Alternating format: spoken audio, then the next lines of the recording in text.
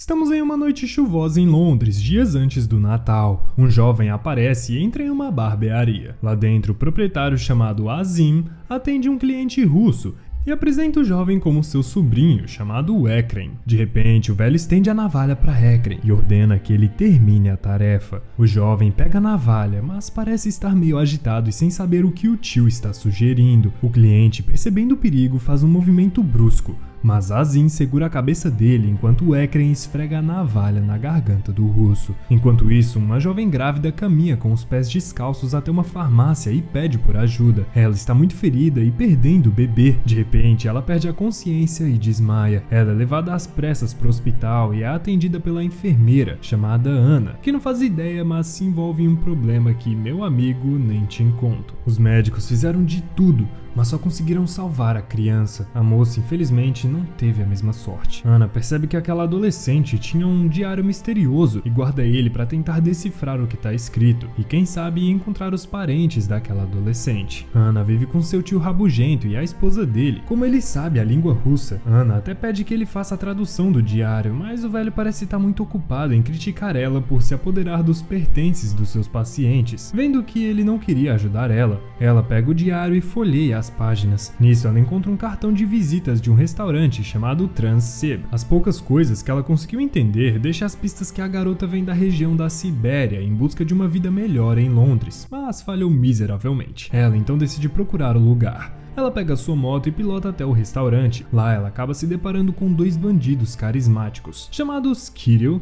e Nikolai. Eles falam algumas coisas rudes sobre ela em russo, mas o que eles não sabem é que ela entende alguma coisa da língua deles. Ana toca a campainha do estabelecimento, que parece estar fechado, e Tava, o gerente chamado Semyon, atende e pede para ela voltar no outro dia. Mesmo assim, depois de uma conversa, ele deixa ela entrar, já que ela tem sobrenome russo, e faz ele se sentir à vontade com a visita dela. Enquanto caminha com Semyon, ela descobre que Kirill é filho dele. Além disso, ele tem netinhas que estão aprendendo violino. A família é um amor, menos o Kirill. Ana mostra o cartão de visitas ao proprietário, mas ele diz que foi impresso há muito tempo. Ele não consegue se lembrar da jovem russa que Ana tá dizendo, mas mesmo assim, depois de ouvir sobre o diário, Semyon concorda em ajudar e promete traduzir o diário para ela. Com toda a bondade, ele pega o contato dela e faz questão de saber em qual hospital ela trabalha. Quando Ana vai embora, Nikolai puxa uma conversa com ela do lado de fora e chega a convidar a loira para tomar um drink, mas ela ignora e vai embora. Durante o jantar, o tio dela volta a alfinetar Ana, falando sobre a vida pessoal dela. O cara é tão desagradável que faz insinuações grotescas com a cor da pele do ex-namorado dela e praticamente deu graças a Deus por Ana ter perdido o bebê que esperava do sujeito. Pronto, ele conseguiu o que ele queria. Ana largou o prato e saiu de perto dele. Além de ter ferrado com o apetite dela, ele ainda de quebra conseguiu ativar um gatilho na Ana. Agora ela tá obcecada por traduzir aquele diário. Enquanto isso, durante o jantar no Transsib, Kirill recebe uma ligação e discute alguma coisa sobre a diferença entre a praia e a costa. Ele olha para o pai que está com os convidados e diz no telefone que Semyon não tinha nada a ver com aquilo que eles estavam conversando. Então ele sai com o Nikolai e eles vão até o barbeiro Azim, que diz não gostar de motoristas ou outras pessoas envolvidas com aquele tipo de assunto, mas ao que tudo indica, Nikolai não é um motorista qualquer e entra com Kirill assim mesmo. Lá dentro eles encontram Ekrem, o sobrinho dele, aquele da navalha. O garoto tem os problemas mentais, ou melhor, segundo o próprio Azim, ele foi abençoado por anjos. Agora sim dá pra entender o comportamento do menino no dia da navalha. Ekrem tá muito feliz porque conseguiu ingressos para uma partida de futebol e parece estar completamente inocente com a crueldade que fez contra o cliente russo. E o negócio que eles estão tratando é justamente o cliente russo que tá descansando tranquilo e suave dentro de um freezer. Kirill e Nikolai pagam uma quantia ao barbeiro e começam a tratar o cadáver com total falta de respeito, insinuando que o homem, quando estava vivo, praticava atos nojentos contra crianças. Nikolai começa a remover os dentes e as digitais do presunto. Depois eles se livram do corpo, jogando ele na água do mar. Ana visita Semyon bem cedo e traz algumas cópias xerocadas do diário, mas ele dá um deslize e se mostra mais interessado no diário em si do que nas cópias que ela trouxe.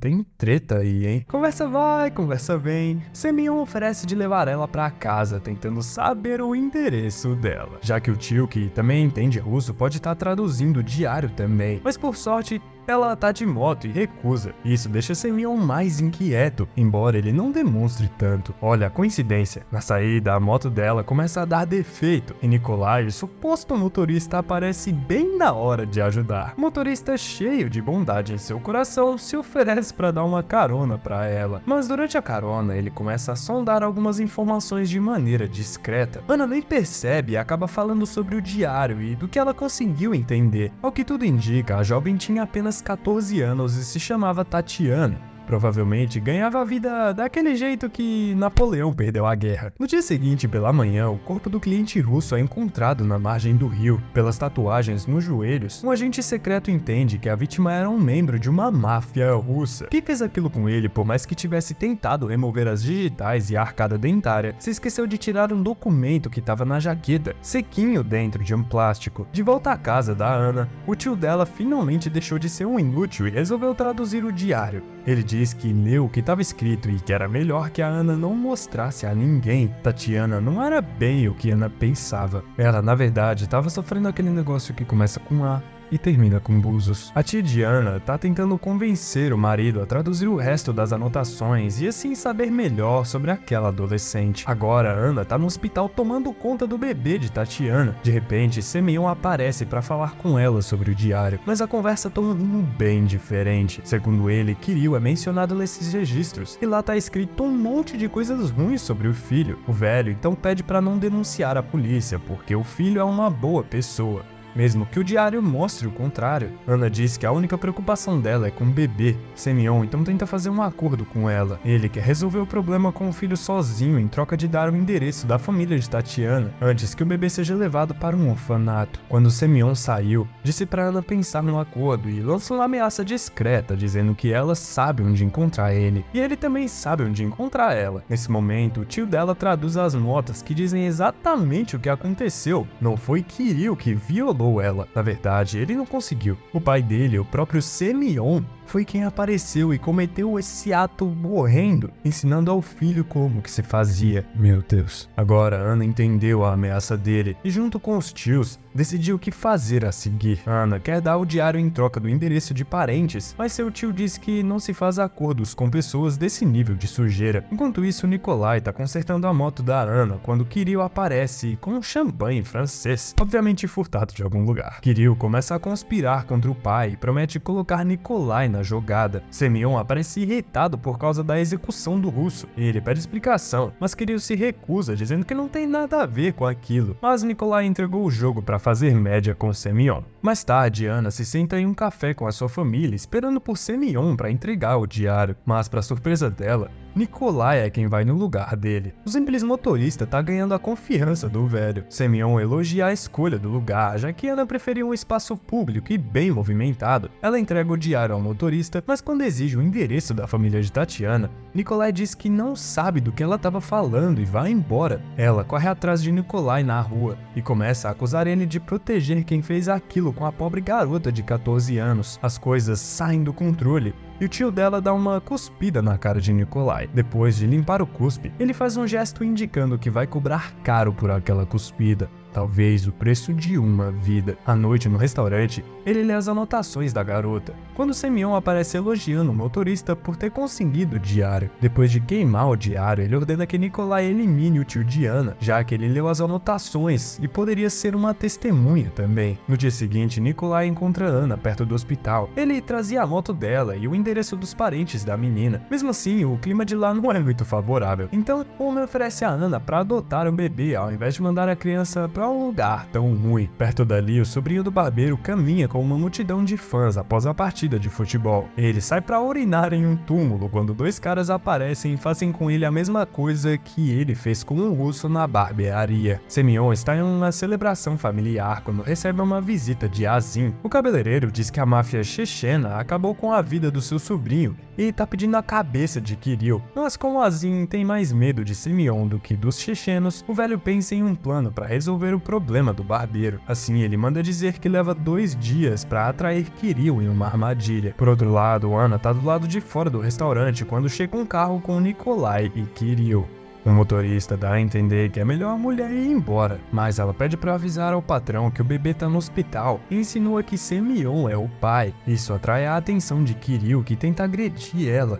Nikolai puxa ele para evitar que a situação fique mais problemática. Dentro do restaurante, Semyon ordena que Kirill vá buscar garrafas de bebida na adega e que demore bastante de preferência. A ideia era discutir negócios, não com o filho, mas com o motorista. Isso deixa Kirill irritado, mas ele é forçado a obedecer. Quando estão sozinhos, Nikolai diz que descobriu onde encontrar o tio de Anna. Semyon oferece uma bebida para Nikolai, que agradece e o chama de pai. Em seguida, ele desce ao porão, onde Kirill tá chateado e bebendo tudo que ele vê pela frente. Nikolai admite que Semyon convidou ele para ser o líder sucessor, e Kirill abraça ele como um irmão. A bronca não é com o motorista, é com o próprio pai.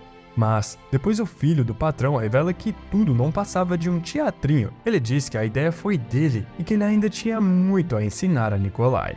Semyon reúne algumas pessoas importantes para fazer a cerimônia de coroação de Nikolai. Todos olham para as tatuagens no corpo do motorista. A história da sua vida é lida através deles, enquanto eles dão sugestões para tornar mais bonita de se contar. Depois eles fazem uma tatuagem de estrela em seu joelho, simbolizando que ele não se curvou a ninguém. Na manhã seguinte, Anna é acordada por sua tia, que diz não encontrar o marido em lugar nenhum. Ela está preocupada por causa do gesto que Nikolai fez. Mas Anna não acha que o motorista seja uma ameaça. Azim, nesse momento, se encontra com Nikolai em uma sauna. Segundo ele, ali é o melhor lugar para se fazer negócios, porque dá para ver todas as tatuagens da pessoa e assim medir o grau de confiança que se pode dispensar. Eles discutem sobre os problemas que as importações ilegais enfrentam e as jogadas que fazem para driblar o sistema. Nikolai pergunta onde as mercadorias são descarregadas, mas Azim pede licença para ir no banheiro antes de responder. Mas na verdade ele se veste para ir embora e avisa aos chechenos que Kirill tá lá dentro e indica as tatuagens dele. Ele foi atraído para a emboscada. Quando os caras chegam para dar um golpe final em Nikolai, ele percebe e começa a lutar com os chechenos. A cena é no mínimo engraçada vendo ele lutar,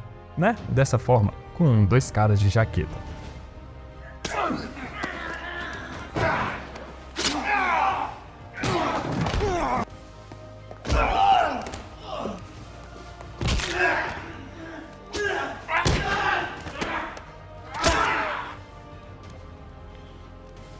Mas ele acaba levando a melhor e derrota os chechenos. Ferido e sem forças, ele passa por cima de um dos caras que parecia estar sem vida, mas de repente o cara arranca um punhal da barriga e tenta atingir Nikolai. Rapidamente, Nikolai consegue quebrar o braço do checheno e cravar o objeto no olho dele. Agora sim, se ele não foi dessa vez, nunca mais vai.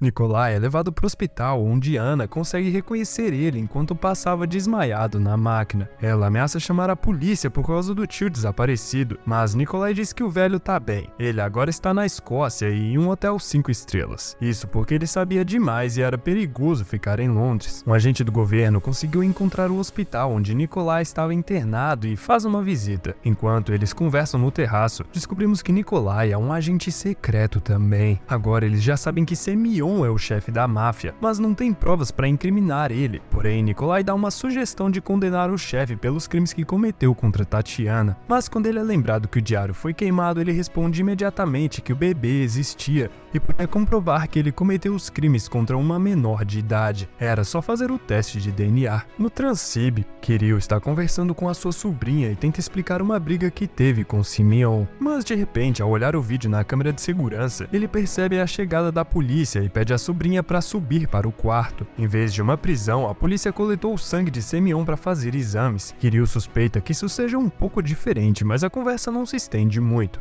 Logo depois, no hospital, Anna vê Kirill no elevador. Em pânico, ela corre para a maternidade onde está o bebê, mas só encontra um buquê de rosas no lugar. Sem saber, ela acusa Nikolai de sequestrar uma criança, mas quando fala que viu Kirill no elevador, Nikolai entende o que aconteceu. Kirill percebeu que faria um teste de DNA e roubou a criança para tentar impedir. Eles correm até a costa onde seria possível que Kirill fizesse a desova da menina. Nesse momento, Kirill tá com a criança bem perto da água. De algum modo, ele sente remorso pelo que vai fazer, talvez por por saber que aquele bebê é a sua irmã. Sentado nos degraus, ele pede perdão antes de jogá-lo na água. Mas por sorte, Anna e Nikolai aparecem e convencem ele a desistir da ideia e entregar a criança. Nikolai convence ele a não continuar escondendo o erro do pai e tentou apelar para o psicológico dele, dizendo que sem o pai ele se tornaria o chefe de uma família do crime. Assim ele conseguiu deixar Kirill animado, tão animado que ele foi até o carro se preparando para celebrar o ano novo. Anna fica confusa e pergunta a Nikolai